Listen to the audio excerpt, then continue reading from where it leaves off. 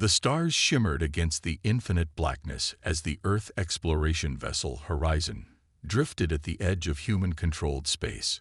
Commander Alan Pierce stood tall on the bridge, his eyes fixed on the main screen. After 3 weeks of waiting, the alien ships had finally arrived. "They're hailing us, sir," said Communications Officer Patricia Miller, her fingers dancing across the console. "Open the channel," Alan replied, straightening his uniform. This was humanity's first contact with an advanced alien civilization. History would remember this moment. The screen flickered, revealing a tall, gray-skinned being with 4 eyes arranged in a diamond pattern. Its mouth was a thin line that barely moved as it spoke in a deep, resonant voice. "I am High Lord Vex Thor of the Zethgar Imperium. You have entered territory claimed by the Eternal Empire." Alan stepped forward. "I am Commander Alan Pierce of Earth. We come in peace and seek friendship between our peoples." The alien made a sound like grinding metal. Alan realized it was laughing. "Peace. The Zethgar Imperium does not make peace. We conquer. We rule. Lesser species serve." Before Alan could respond, Patricia shouted, "Sir, 2 colony ships just dropped out of FTL behind us." The Horizon wasn't supposed to be meeting civilian vessels. The colony ships must have navigated to the wrong coordinates. Alan opened his mouth to warn them, but it was too late. Green beams lashed out from the Zethgar vessels. The first colony ship exploded instantly. The second managed to send a single message before it too burst into flames. "Get us out of here," Alan ordered. "Maximum speed. And send a distress call to Earth Defense Command." The Horizon turned and accelerated away from the alien ships. They didn't pursue. They didn't need to. Their message had been delivered. Admiral Susan Blackwood was reviewing fleet deployments when the emergency call came through. Her office at Earth Defense Command instantly transformed, screens descending from the ceiling and displaying the incoming transmission. She watched in horror as the colony ships were destroyed. When the recording ended, she sat in silence for a full minute. "Get me the Security Council," she finally said to her AI assistant. 6 hours later, Susan stood before the Earth Security Council as they watched the same footage. The room was deadly quiet when the lights came back on. "The Zethgar ambassador has arrived," announced the council president. "He demands to address us immediately." Susan took her place behind the council as the ambassador entered. High Lord Vex Thor was even more imposing in person, towering over the human guards who escorted him. "Your explorers have learned what happens to those who enter Imperium space," Vex Thor said without preamble. "Now you will learn your place in the galaxy." The ambassador activated a small device. A holographic map appeared, showing hundreds of star systems. "This is the Zethgar Imperium. We control over 2,000 worlds. Your species has barely managed to colonize 10. He pointed a long finger at Earth. "You have 2 options. Surrender your planet and all colonies to become a vassal state of the Imperium, or face extinction. You have 48 hours to decide." After Vex Thor left, chaos erupted in the council chamber. "We can't fight an empire that size. We can't surrender either. What options do we have?" Susan stepped forward. "Council members, I request permission to speak." The room quieted. "They've shown their nature. If we surrender, they'll still destroy us, just more slowly. I propose we unite all Earth's military forces and fight." The vote was unanimous. For the first time in human history, all nations agreed to form a single military command, the Terran Defense Alliance. Susan was appointed Supreme Commander. As the council filed out, the president handed her a sealed envelope. "This is your directive, Admiral. Operation Phoenix. May God help us all." Susan looked at the envelope, then at the star map still glowing where Vex Thor had left it. The Zethgar thought they knew humanity. They thought humans would bow in fear. They were wrong. 15 years had passed since first contact. 15 years of war, loss, and retreat. The outer colonies had fallen one by one. Now the Zethgar blockade surrounded Earth's solar system, their massive ships forming a wall that no human vessel could penetrate. Or so they thought. Deep within the asteroid belt between Mars and Jupiter, inside a hollowed-out space rock designated Base Olympus, Admiral Susan Blackwood stood before a 3D map of the galaxy. Her once dark hair had turned silver, and lines creased her face, but her eyes burned with the same determination they had 15 years ago. "Status report," she said to the officers gathered around the table. "The evacuation is at 92% completion," said Colonel Linda Warren. "Another 3 months and we'll have moved everyone to Haven." Haven was a star system 70 light-years from Earth. The Zethgar had no idea it existed. The system had been discovered just before the war and kept secret. For 15 years, ships had been quietly slipping through the blockade, carrying Earth's population to safety. The Jupiter shipyards report final assembly on the last 500 vessels, added Major Paul Green. "They'll be ready in 3 weeks." Susan nodded. "And the new technology?" Kevin Walsh, a tall man with grease-stained hands, stepped forward. "The shield generators are fully operational. We've installed them on all ships. They can absorb 5 times more energy than anything the Zethgar have ever seen." "My team has completed the quantum disruptor network," said Dr. Olivia Martinez, pushing her glasses up her nose. "Once activated, it will cut off all Zethgar communications between their fleets.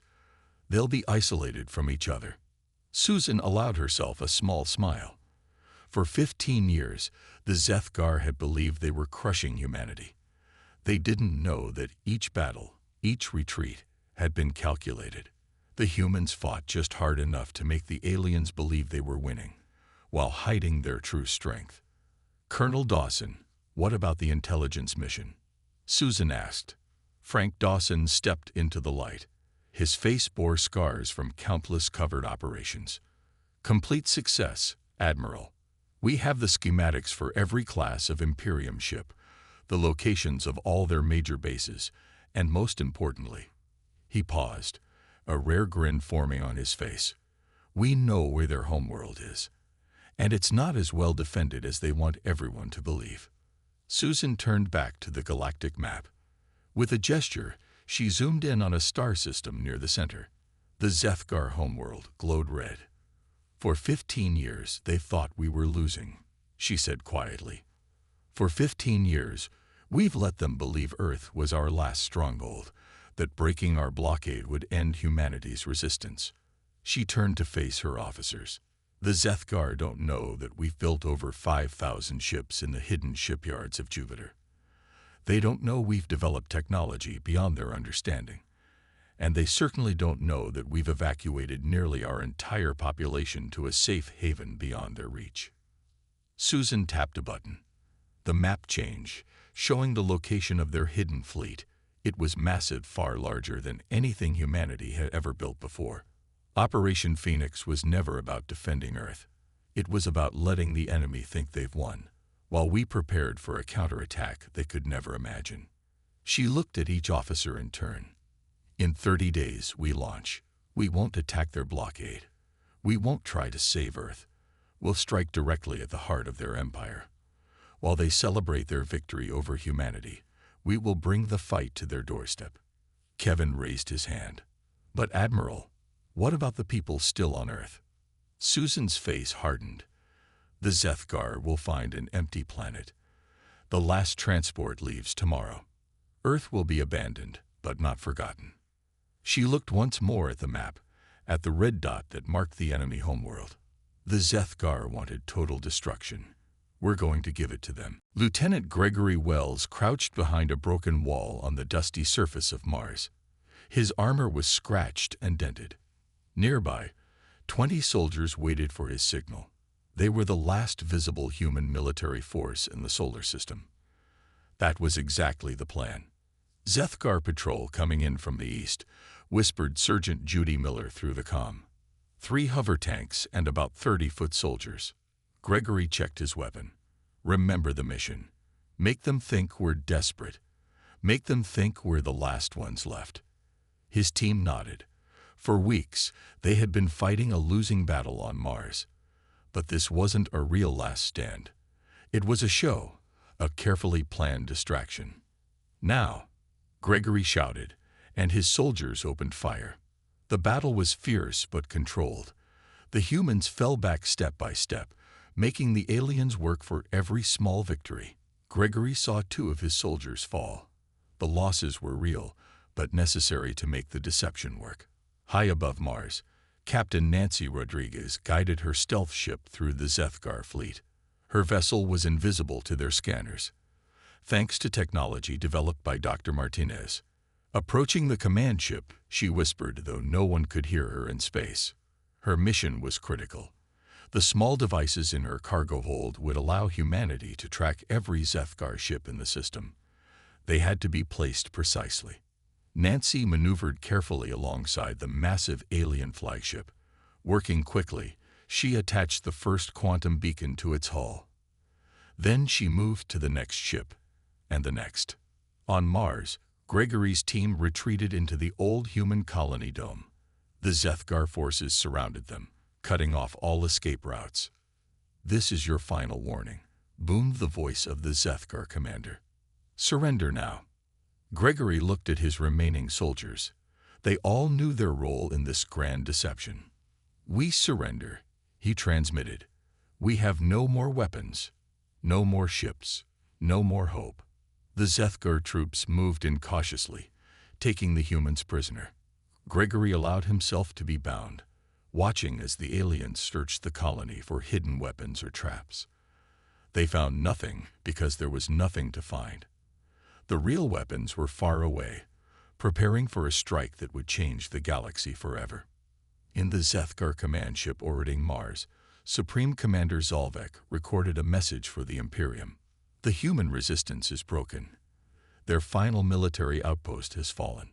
The species has been conquered, as is the right and destiny of the Zethgar Imperium." The message was broadcast across all Imperial channels. On thousands of worlds, aliens watched as Zalvek declared victory over humanity. "We will establish occupation forces on Earth and the human colonies. The rest of our fleet will return to deal with the rebellion in the Orion sector." Zalvek ended the transmission and turned to his officers. "Begin withdrawing our main fleet. Leave only enough ships to maintain control of this system." As the huge Zethgar ships began to depart, Nancy completed her mission. Every major vessel now carried a quantum beacon. Dr. Martins would know exactly where each ship was, at all times. On Mars, Gregory and his captured soldiers were loaded onto prison transports. The Zethgar guards laughed and joked, celebrating their victory. "You fought well, for primitives," one guard told Gregory. "But no species has ever defeated the Imperium." Gregory said nothing. He just watched through a small window as the Zethgar fleet began to disperse, leaving only a fraction of their ships behind. Phase 1 of Operation Phoenix was complete. The enemy believed they had won. They were returning to their normal duties, spreading their forces thin across the galaxy. And they had no idea what was coming for them. In the darkness of the transport ship, Gregory allowed himself a small smile. The Zethgar thought this was the end of the story. It was only the beginning. The fleet gathered at Haven was unlike anything humanity had ever built. 5,000 ships of various sizes filled the space around the small blue planet that now held most of Earth's population. The ships gleamed with new technology, weapons the Zethgar had never seen. Admiral Susan Blackwood stood on the bridge of the flagship, Phoenix Rising. Officers worked quietly at their stations, preparing for the largest military operation in human history. A large screen showed the faces of all fleet captains, watching and waiting for her words. Susan took a deep breath. "For 15 years, we have prepared for this day," she began. "The Zethgar believe they have conquered us. They believe humanity is broken, our spirit crushed. Today, we prove them wrong." The captains nodded, their faces serious and determined. "Our mission is not revenge. Our mission is justice. The Imperium has destroyed countless civilizations. Today, we end their reign of terror." Susan turned to Dr. Olivia Martinez, who stood ready at a special console. Activate the quantum disruption network. Olivia pressed a sequence of buttons. On screens throughout the fleet, the status of Zethkar communications appeared. One by one, the connections between their fleets turned red, then black.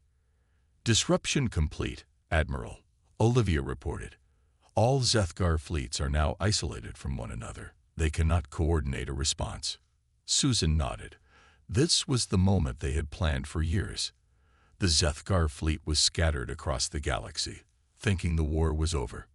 Captain Daniel Foster, your strike team will lead the assault on the Zethkar homeworld. Daniel's face appeared on the main screen. He commanded the most advanced battle group in the fleet. We're ready, Admiral, he said. His ships were already moving into jump formation. Lieutenant Lisa Keller, your ground forces will deploy once the orbital defenses are neutralized. Lisa saluted from another screen. Behind her, soldiers in advanced powered armor prepared for battle. All ships prepare for simultaneous jump, Susan ordered. Our target is not Earth, not our colonies. Our target is the heart of the Imperium itself. The fleet began to move, forming up for the faster-than-light jump. The coordinates were set for the Zethkar homeworld, the center of their vast empire. This is not a fight for survival anymore, Susan told her crew. This is a fight for the future. Jump in 3, 2, 1. 5,000 human ships vanished from Haven. On the Zethkar homeworld, Supreme Commander Zalvek was addressing the Imperial Council when the alarms began. What is happening? He demanded. An officer rushed in, his 4 eyes wide with fear. Commander, human ships have appeared in orbit. Thousands of them. Impossible, Zalvek shouted. The humans are defeated. Their fleet was destroyed. The building shook as explosions lit up the sky. On the display screens, Zethkar defense platforms were being systematically destroyed by weapons they had never seen before. Captain Daniel Foster directed the orbital assault with calm precision. His ships formed a perfect attack pattern, targeting the defense stations first, then the shipyards. Orbital defenses at 20% and falling, reported his tactical officer. The Zethkar fleet in orbit is attempting to organize a counterattack. They can't communicate with each other, Daniel said. Target their command ships. Clear the way for our ground forces. Within hours, the space above the Zethkar homeworld belonged to humanity. Transport ships descended to the surface, carrying Lieutenant Lisa Keller's troops. The Zethkar had never seen human soldiers in advanced powered armor. They had never faced an enemy who could move so quickly, strike so hard. The Imperial Palace was surrounded before they could organize their defenses. In his command center, Zalvek frantically tried to call for reinforcements. His messages went nowhere. The communication network was silent. On every screen in the palace, on every Zethkar communication device across the planet, Admiral Susan Blackwood's face appeared. Your empire is built on the suffering of others, she said. You chose extinction for humanity. We choose mercy for you. Surrender now, and your people will live. The phoenix had risen from the ashes, and the galaxy would never be the same. The Imperium Council chamber was filled with panic. 20 Zethkar leaders shouted over each other as reports of human ships appearing over more and more worlds poured in. The Grand Marble Hall, once a place of order and control, now buzzed with fear.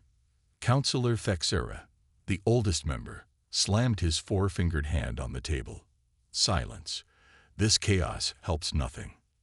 The room quieted as screens around them showed human ships in orbit around 12 Imperial core worlds. No one had expected this. No one had prepared for it. We must surrender immediately, Thexera said. These humans have technology we cannot match. They appeared at our homeworld without warning. War Minister Krabzak, his gray skin flushed purple with rage, stood up. Never. The Imperium does not surrender. We should use the forbidden weapons. The planet killers. Several councillors gasped. The forbidden weapons had not been used in 1,000 years. They were planet destroyers, capable of reducing worlds to ash. And target what? Asked Thexera. Their homeworld. They've already abandoned Earth. Our scouts report it's empty. On another screen, they watched as 3 more Zethgar fleets were overwhelmed by human ships. The reports were the same everywhere. The human vessels had shields that absorbed energy weapons, and weapons that cut through Imperium defenses like they weren't there. The Krell have broken their alliance with us, reported Security Chief Drenvol, entering the chamber with a datapad. The Vossic Confederation as well. They say the Imperium is finished. This news sent another wave of panic through the Council. The vassal races sensed weakness, and were breaking away. Listen to me, Drenvol continued, his voice rising above the noise. These humans have been among us for years.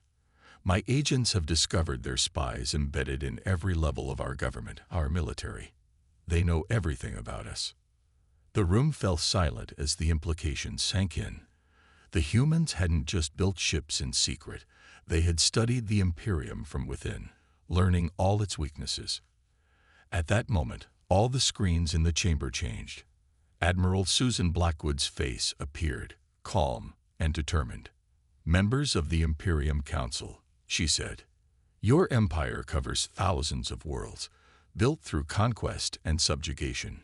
You believe this made you strong. The counselors stared at the human woman who had orchestrated their downfall. It made you vulnerable. Your empire is too large to defend. Your vassal races hate you. And now your fleets cannot communicate with each other. War Minister Kravzak stood again.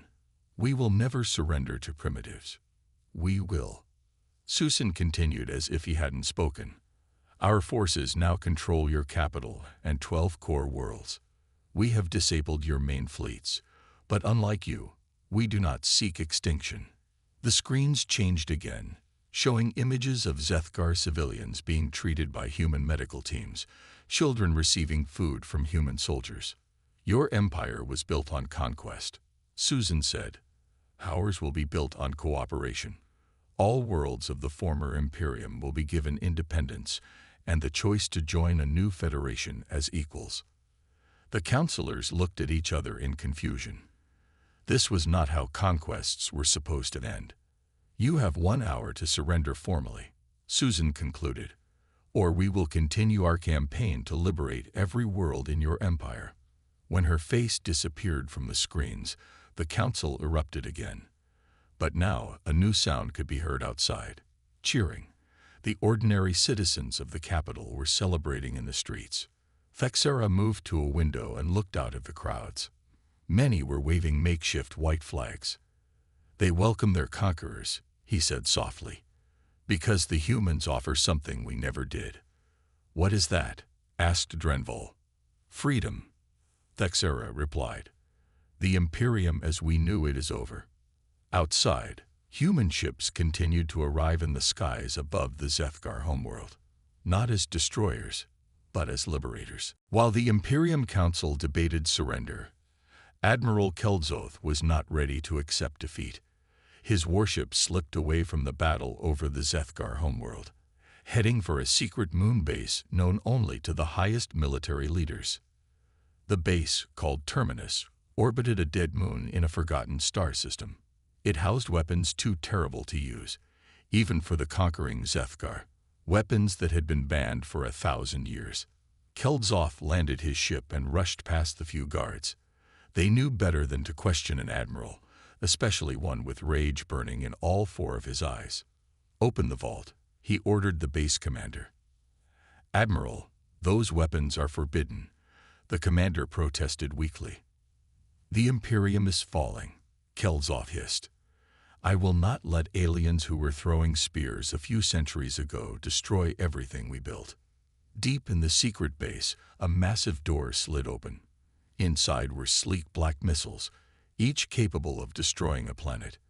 They had not been used since the early days of the Imperium, when whole worlds had been reduced to ash as examples to others. Prepare all of them for launch, Kelzoth commanded. Target their colony worlds first, then Earth. Let the humans watch their precious homeworld die, even if they've abandoned it. Back at the human fleet, Engineer Kevin Walsh noticed unusual energy readings on his monitors. He had been tracking all Zethgar communications and ships since the attack began. "Admiral," he called to Susan Blackwood, "I'm detecting strange power signatures from a moon base in the Terminus system. Nothing in our intel mentioned this place." Susan studied the readings. "Those energy patterns match theoretical planet killer weapons. We suspected they might exist, but hoped the Zethgar wouldn't resort to using them." She turned to her communications officer. "Alert all ships and get me Captain Foster immediately." On the Zethgar homeworld, Captain Daniel Foster was overseeing the peaceful transition of power when he received the urgent message. "Captain, we've located a weapons platform preparing to launch planet killers. You're closest to the Terminus system. Stop them at all costs." Daniel wasted no time. His strike team boarded their ships and jumped to the coordinates. They arrived to see 5 black missiles already launching from the moon base. "Those are heading for Earth," Daniel's tactical officer announced. "Estimated arrival in 6 hours. All ships, intercept those missiles," Daniel ordered. "Lieutenant Amy Patterson, can you hack their guidance systems?" Amy, the fleet's best computer specialist, was already working at her station. "Their security is complex, but I think I can access them. I need to get closer." As Daniel's ships raced after the missiles, Admiral Blackwood contacted Kevin Walsh. "Kevin, I need you to work with Patterson. Find a way to stop those weapons." Kevin nodded and immediately began coordinating with Amy.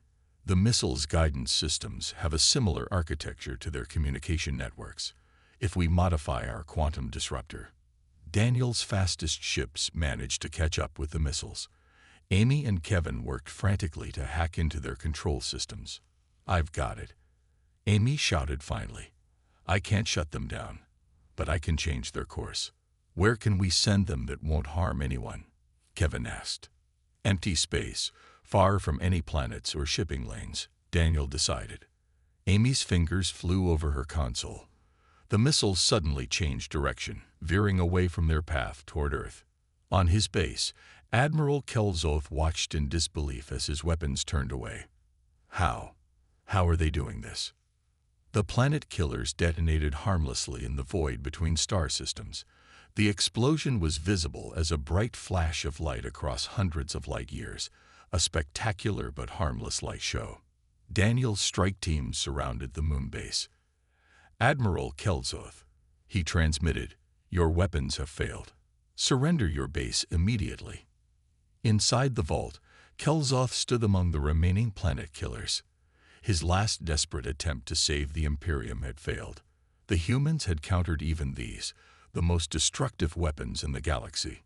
For the first time in his life, the proud admiral felt something new: fear of what would happen next. Captain Daniel Foster led the team that captured Admiral Kelzoth. The Zethgar officer was brought to the Phoenix Rising in chains, his once proud uniform torn and dirty. He expected execution. The Zethgar would have killed any enemy who dared to attack their homeworld. Instead, he found himself in a plain room with a table and 2 chairs. Daniel sat across from him, no weapons visible. "Why am I still alive?" Kelzoth asked, his voice a low growl. "Humans don't kill prisoners," Daniel replied simply. "We want information, not revenge." For hours, Daniel questioned the Admiral about the Imperium's history, its structure, and its secrets. At first, Kelzoth refused to speak.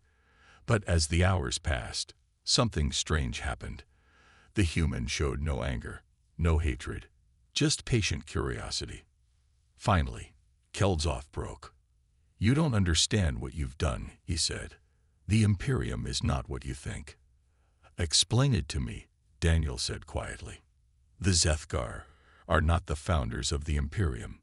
We conquered it." Daniel leaned forward. "What do you mean?" 5,000 years ago, there was a peaceful federation of worlds in this region of space. The Zethgar were a minor species from the Outer Rim. We discovered ancient weapons technology and used it to overthrow the Federation. We rewrote history to make ourselves the eternal rulers. This revelation was immediately reported to Admiral Blackwood. She ordered Dr. Olivia Martinez to search the data they had collected from the Zethgar archives. Olivia worked through the night, decoding files that had been hidden for millennia. By morning, she had confirmation. "It's true," she told Susan. "I found the original records. The Zethgar conquered a peaceful federation called the Stellar Commonwealth. They destroyed most of the records, but not all." Susan immediately called a meeting with representatives from the conquered worlds who had already joined the human side. She shared what they had discovered. "The Imperium has been lying to you for thousands of years," she told them. "You were once part of a peaceful federation before the Zethgar came." On the Zethgar homeworld, Lieutenant Lisa Keller made an even more startling discovery. Her team was studying ancient temples that predated the Imperium. "Admiral," she reported to Blackwood, "we found genetic records here. Human DNA matches patterns from the original Federation species." "What are you saying?" Susan asked, though she already suspected the answer. "Humans aren't just random aliens who developed independently," Lisa explained. "We're descendants of the original Federation who escaped to Earth when the Zethgar attacked thousands of years ago. Our ancestors fled so far that the Zethgar couldn't find them." The implications were enormous. Humans hadn't just defeated an alien empire. They had reclaimed their ancestral place in the galaxy. Captain Nancy Rodriguez was tasked with spreading this information. Her ships broadcast the recovered historical records to all Imperial worlds. The truth spread like wildfire across the galaxy. On dozens of planets, populations that had lived under Zethgar rule for generations suddenly learned the truth. Their ancestors had been free members of a peaceful federation. The humans weren't conquerors. They were returning relatives, come to free them from Zethgar oppression. Rebellions erupted everywhere. Imperial governors were overthrown. Zethgar military bases surrendered to local forces. The Imperium, built on lies, crumbled in days. In her quarters, Susan Blackwood reviewed the ancient star maps they had discovered. They showed Earth clearly marked as a distant colony of the original Federation. "We came home," she whispered to herself. "After 5,000 years, we came home." The Phoenix had not just risen from the ashes of defeat. It had reclaimed its rightful place among the stars, bringing truth to a galaxy built on lies.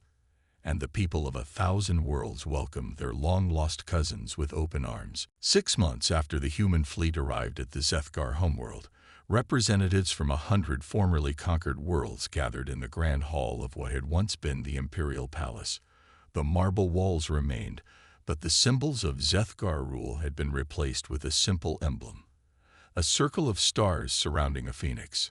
Admiral Susan Blackwood stood at the center of the hall. Her uniform was now white instead of military gray. Around her were the leaders who had helped transform the galaxy.